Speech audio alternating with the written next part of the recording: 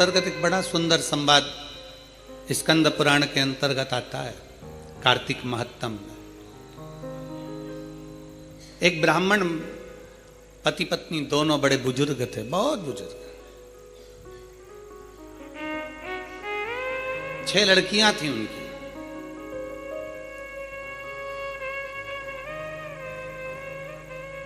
चार लड़कियों की शादी हो गई, 2 कुंवारी रही। अब 2 लड़कियां कुंवारी हैं, 4 का विवाह हो गया, अपने अपने घर पहुंच गई। पर जिनके घर में उनका विवाह हुआ वहां पर भी वो दुखी थी और मायके में भी वो दुखी थी। होता है किसी किसी के ललाट पर जो लिखा होता है उसको कौन टाल सकता है। माता पिता अपनी बेटी का विवाह क्यों करते हैं? क्योंकि अगर उसको यहाँ दुख है तो वहां जाकर सुख भोग ले। अगर यहाँ तकलीफ की जिंदगी उसने जी है तो वहां जाकर उसको अच्छी जिंदगी मिल जाए। माता पिता तो ये विचार करते हैं। भारत की भूमि पर ही नहीं, पूरे देश में रहने वाले, विदेश में रहने वाले जितने भी अपनी बेटी का विवाह करते हैं तो यही विचार से करते हैं कि हमारी बेटी सुखी रहे। और अपन लोग भी कहते हैं खुशी खुशी कर दो विदा, तुम्हारी बेटी राज करे। हर एक व्यक्ति यही विचार करता है कि बेटी जहां ब्याहे वहां सुख पाए। पर कई बार ऐसी स्थिति बन जाती है कि लड़की मायके में भी माता पिता को देखकर दुखी रहती है कि पापा मम्मी का क्या होगा, इनके पास में कुछ भी नहीं, उनके पास में क्या होगा, कौन संभालेगा इनको, कौन देखेगा इनको, कुछ भी नहीं है। भाई हो तो वो देख ले, बहनें सब अपने घर चली जाएगी, कौन देखेगा। और माता पिता भी अपना पूरा जीवन जो उन्होंने लगाया अपने बच्चों के लिए निकाल देते हैं। पर समय ऐसा आ जाता है कि बेटी का विवाह ये सोच कर करा जाता है कि वो सुख भोगेगी। पर कई बेटियों की जिंदगी में मायके में भी दुख होता है तो ससुराल में भी दुख हो जाता है। अब किससे कहे,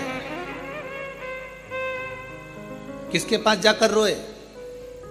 मायके में अगर बहुत धन होना तो पापा से कह सकती है पापा मेरे घर में ये तकलीफ है।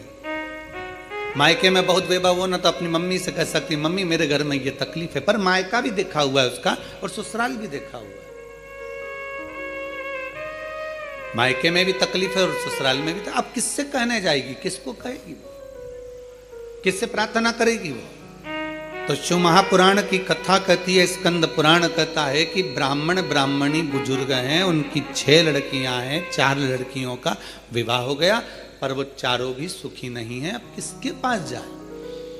माता पिता तो शंकर के मंदिर के बाहर बैठकर थोड़ी सी भिक्षा मांग लेते हैं, भिक्षा में आटा चावल मिल जाता है, थोड़ी सेवा कर लेते हैं भगवान की। और उस आटा चावल को जो मिलता है, तो ब्राह्मण भी इतने विचित्र हैं वो पति पत्नी कि जो भिक्षा में मिलता है शंकर जी के मंदिर में शाम को पहुंचते हैं प्रदोष काल में, और प्रदोष काल में शिव जी के मंदिर में पहुंचकर उस भिक्षा के हिस्से कर देते हैं। और हिस्से भी करते हैं तो 5 हिस्से। अब प्रदोष काल में मंदिर में गए और मंदिर में जाकर जो भिक्षा मिली, आटा मिला, चावल मिला, शक्कर मिली, गुड़ मिला, जो भी सामग्री मिली, जो भी पदार्थ मिला, उसके 5 हिस्से कर दिए। 5 हिस्से क्यों? एक शंकर भगवान को दे देते हैं, दूसरा वो पीपल के वृक्ष के नीचे जाते थे तो एक हिस्सा पीपल का निकाल देते हैं, दूसरा वो आंवले के वृक्ष के नीचे जाते हैं तो एक हिस्सा आंवले का निकाल देते हैं, और तीसरा चौथा हिस्सा वो ले जाकर बेलपत्री के वृक्ष का निकाल देते हैं, और 5वां हिस्सा स्वयं का रख लेते हैं। 3 वृक्ष का हिस्सा हो गया, एक शंकर जी का हिस्सा हो गया, और 5वां हिस्सा स्वयं का हिस्सा। अब थोड़ा सा तो भिक्षा मिला, थोड़ी सी भिक्षा मिलने पर भी, अब इतनी सी भिक्षा प्राप्त होने के बाद, इतनी सी भिक्षा मिलने के बाद अगर वो थोड़ा सा एकत्रित कर कर ले भी गया, और घर में 6 बेटियां, पति पत्नी, 8 लोगों का परिवार, उसमें से 4 का विवाह भी हो गया, तो 2 बेटी और 2 माता पिता कैसे गुजारा हो, कैसे गुजारा? विचार किया।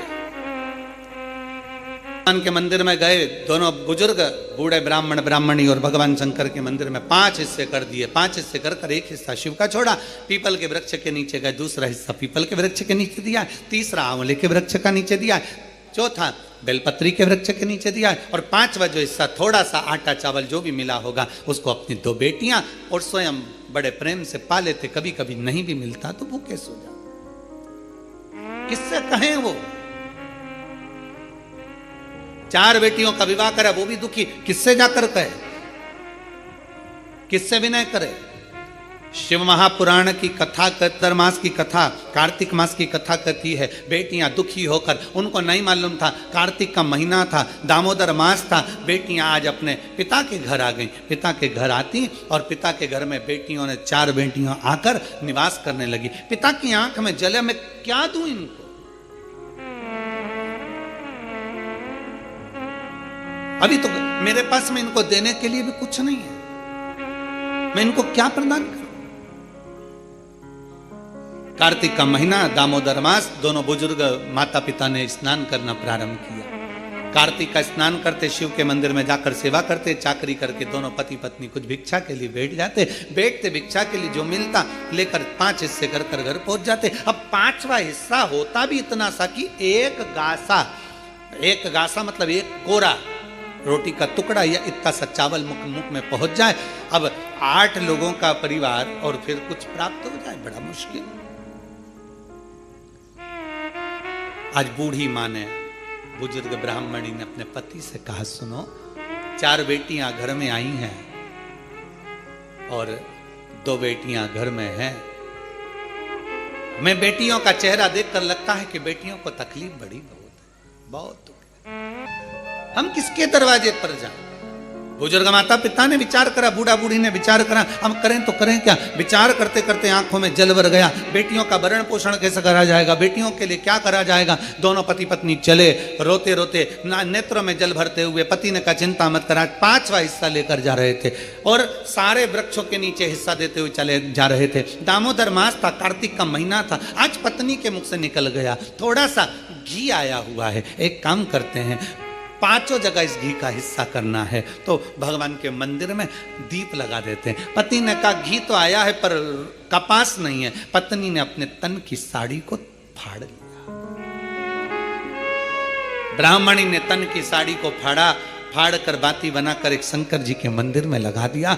दूसरी बाती उसने भगवान पीपल देव के नीचे लगा दिया और तीसरी बाती उसने आंवले के वृक्ष के नीचे लगा दिया और चौथी बाती उसने बेलपत्र के वृक्ष के नीचे लगा दिया। 4 बाती। शिव महापुराण का स्कंद पुराण कहती है, ब्रह्मवैवर्त पुराण कहती है, हमारा शास्त्र कहता है, कुर्म पुराण कहती है, विष्णु पुराण कहती है कि पीपल का वृक्ष, बेलपत्री का वृक्ष और आंवले का वृक्ष, शास्त्र कहता है कार्तिक के महीने में इन 3 वृक्ष की जड़ में स्वर्ग स्वयं आकर निवास करता है। स्वर्ग स्वयं आकर निवास करता है। इन 3 वृक्ष की जड़ में स्वर्ग स्वयं आकर विराजमान करता है। और चौथे नंबर पर कहा गया कि जहां तुलसी का पौधा होता है, कार्तिक के महीने में तुलसी के पौधे की जड़ में गोलोक धाम आकर निवास करता है, स्वयं भगवान कृष्ण का धाम आकर निवास करता है। पति पत्नी विचार करते हुए साड़ी को फाड़ते, बत्ती बनाते, घी में डुबोते, दीप लगाते, चलते जाए। जैसे ही शंकर के मंदिर में दीप लगाया, चिंता भगवान शंकर को हो गई। शिव जी ने इशारा करा पीपल देव को, जिसमें 52,000 ब्राह्मणों का वास होता है। पीपल देव को इशारा कर कर जैसे ही पहुंचे, पीपल के वृक्ष में से एक लड़की निकलकर बाहर आई, काका मुझे तेरे साथ चलना है। इतने में पत्नी पति से कहती है, अपने घर में 6 लड़कियां पहले से, कैसे लेकर जाएं इसको? पति कहता है, देख वो उसका कोई नहीं है, पीपल के पेड़ के नीचे बैठ के रो रही है, ले चल। पत्नी ने हाथ पकड़ा, आगे बढ़े, आंवले के वृक्ष के नीचे पहुंचे। जैसे ही आंवले के वृक्ष के नीचे पहुंचकर जैसे उन्हें दिया लगाया और दीप जैसे लगाया, इसलिए लक्ष्मी का दीप कभी भी गोल बत्ती का नहीं होता, लक्ष्मी का दीप हमेशा लंबी बत्ती का होता, हमेशा लंबी बत्ती का होता। शिव महापुराण की कथा कहती है, बाती जो लगाई जाती है दीपावली पर लगाओ, चाहे आप धनतेरस पर लगाओ, चाहे आप रूप चौदस पर लगाओ, चाहे पड़वा पर लगाओ, चाहे दूज पर लगाओ, बाती हमेशा लंबी होना चाहिए, लंबी बाती। चाहे तेल की लगा रहे हो, चाहे घी की लगा रहे हो, भाव से। बैकुंठ ये सुंदर रूप चौदस की जो पूजन का विधान है, आपको धनतेरस की पूजन का जो विधान बताया था, धनतेरस की पूजन का जैसा विधान था, पहुंचकर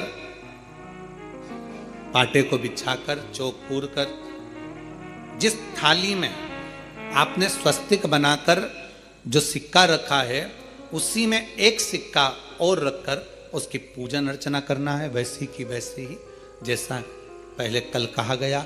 रोली, चावल, हल्दी, मोली, मेहंदी, सिंदूर आदि सब चढ़ाते हुए, और साथ में 2 दीप लगेंगे।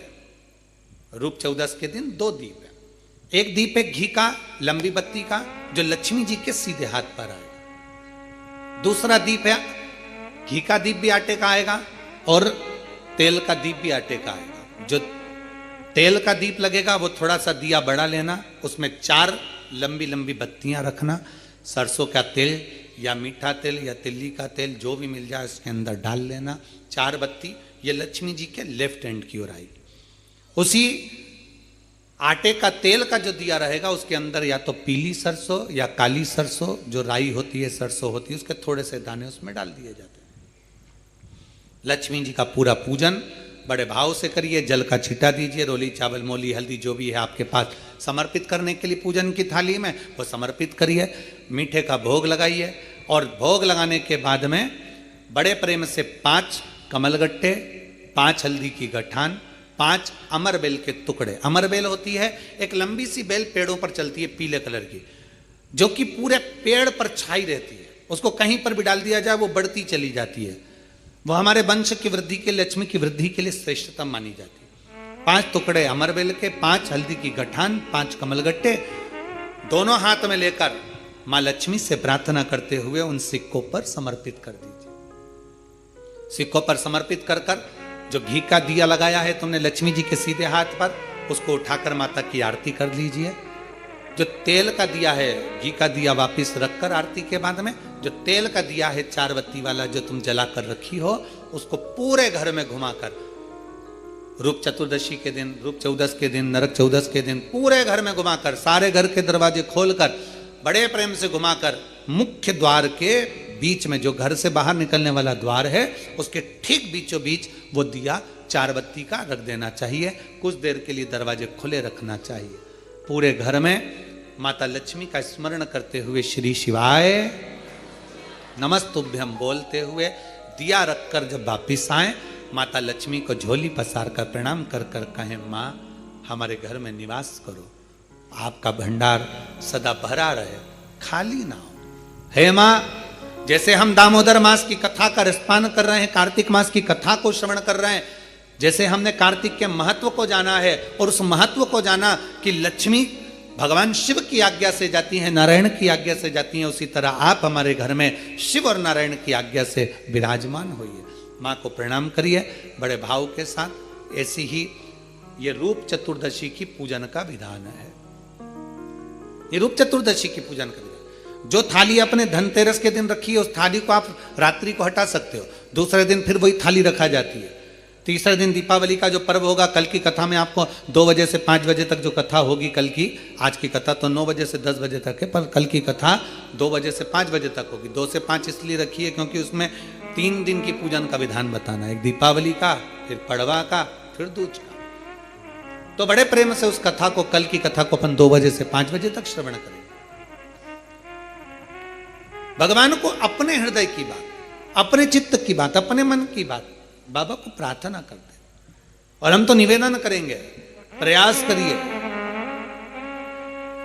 अगर हो सके रूप चतुर्दशी का अगर दिन है, नरक चौदस का दिन है, जैसे कुबेरेश्वर धाम पर दीपावली कब की है, 31 अक्टूबर की, तो 29 तारीख को धनतेरस है, 30 तारीख को रूप चतुर्दशी है, नरक चौदस है। तो हम तो प्रार्थना करें, निवेदन करें आपसे, अगर हो सके, शरीर में अगर बहुत रोग है और बहुत तकलीफ की जिंदगी चल रही है, मतलब हर 2 महीने में 3 महीने में कोई ना कोई दुख तुम्हारे सामने आकर खड़ा हो जाता है, कोई तकलीफ आकर खड़ी हो जाती है, चाहे बच्चों को हो रही हो, चाहे बेटियों को हो रही हो, चाहे परिवार में हो रही हो, तो हम तो निवेदन करेंगे रूप चतुर्दशी के दिन 1 लोटा जल, उसमें बड़े प्रेम से कोई थोड़ा सा इत्र का अगर भाग मिल जाए, और इत्र ना मिले तो पीला चंदन या लाल चंदन डालकर, अगर कहीं आंवले का वृक्ष हो, पीपल का वृक्ष हो और बेलपत्र का वृक्ष हो, 3 जगह पर थोड़ा सा वो लोटा जो घर से लेकर जाओगे, पात्र लेकर जाओगे, रूप चतुर्दशी के दिन तीनों वृक्ष के नीचे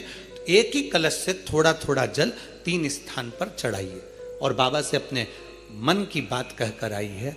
आप खुद देखोगे कि 3 महीने में मेरा कुबेर भंडारी आपके दुखों को हरेगा।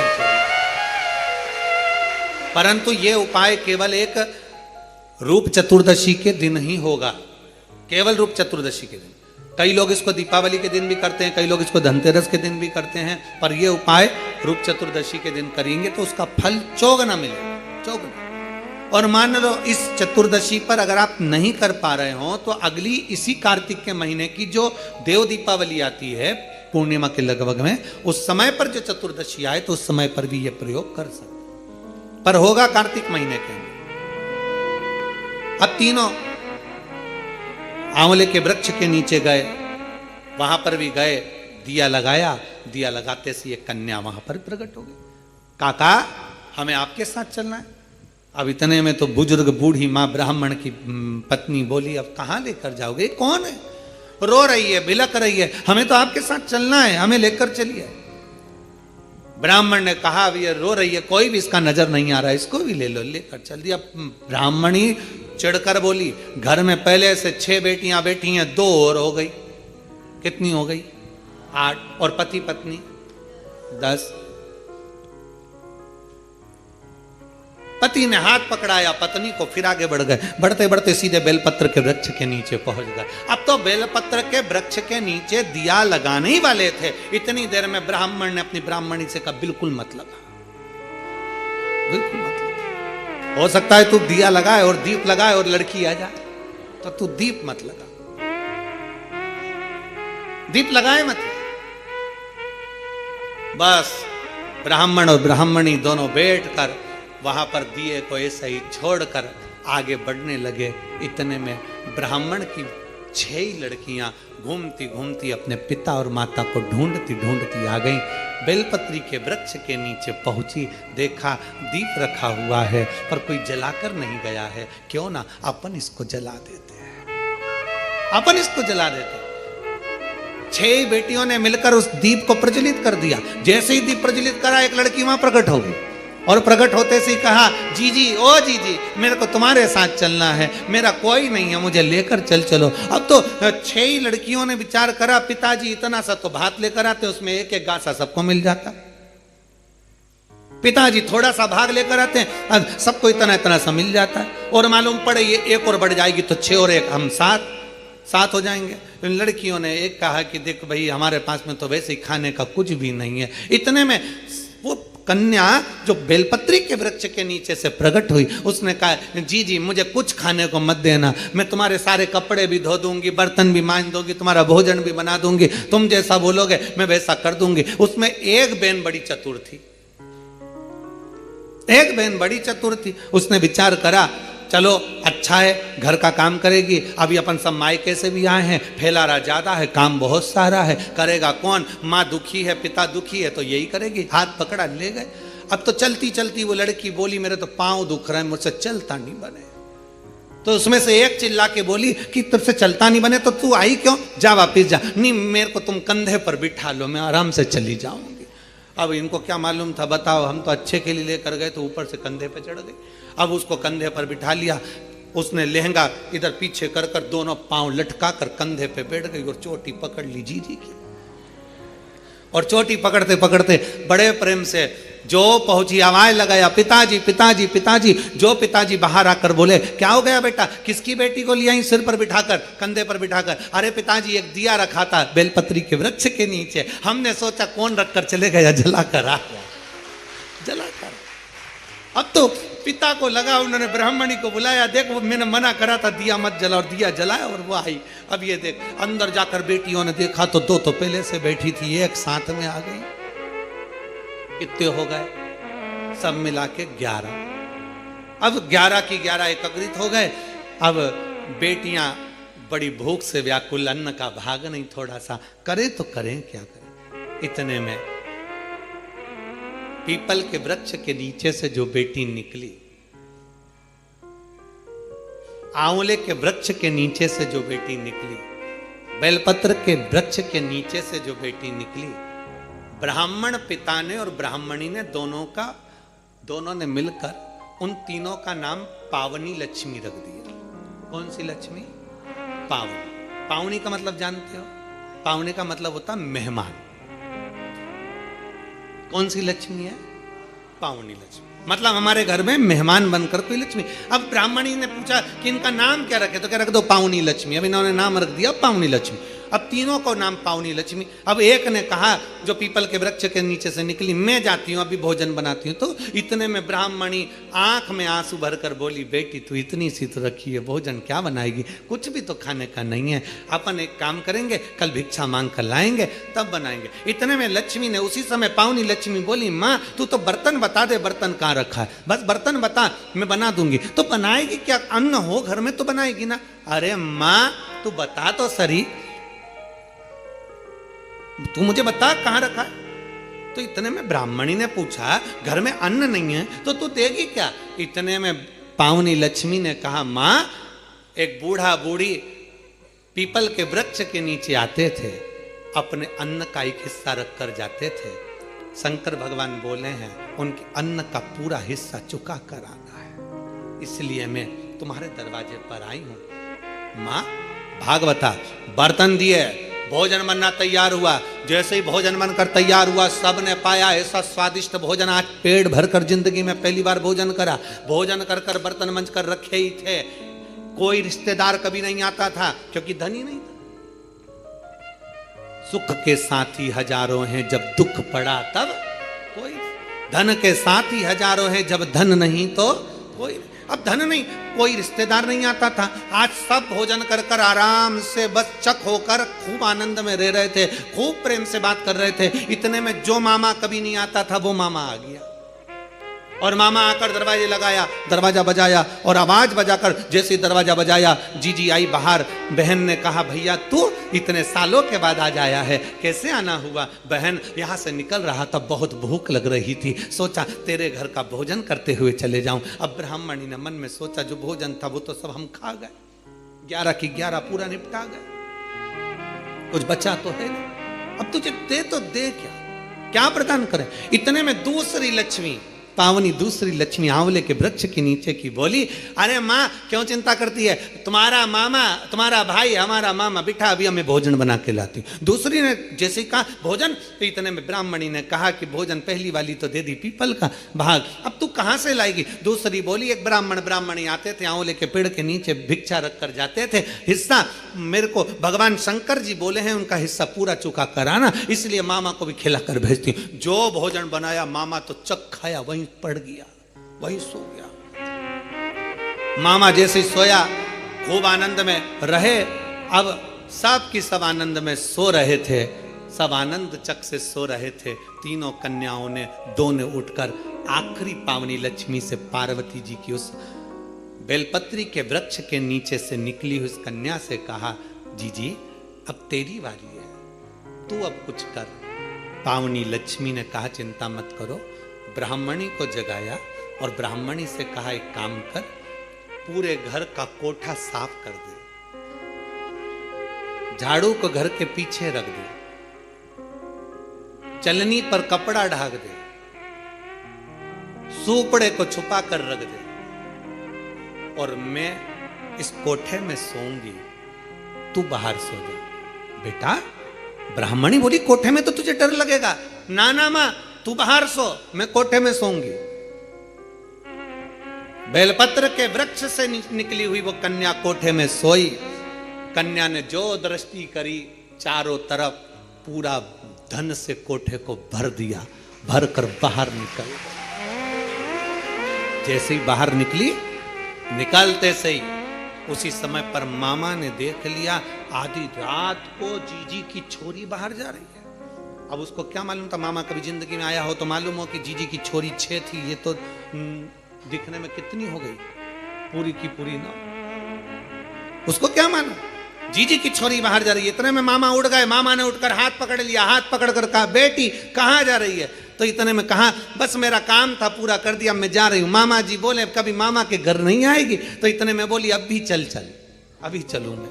हाथ पकड़कर मामा बेटी को घर लेकर गए। मामा की दशा भी ठीक नहीं थी। कहा मामा चलनी को ढाक दे, झाड़ू पीछे रख दे, कोठे को लेपन कर दे, मैं यहाँ सोऊंगी। मामा कहे बेटा अकेली कहाँ सो पाएगी। कहा मामा तू जा। मामा को बाहर भेजा, कोठे को धन से भर दिया।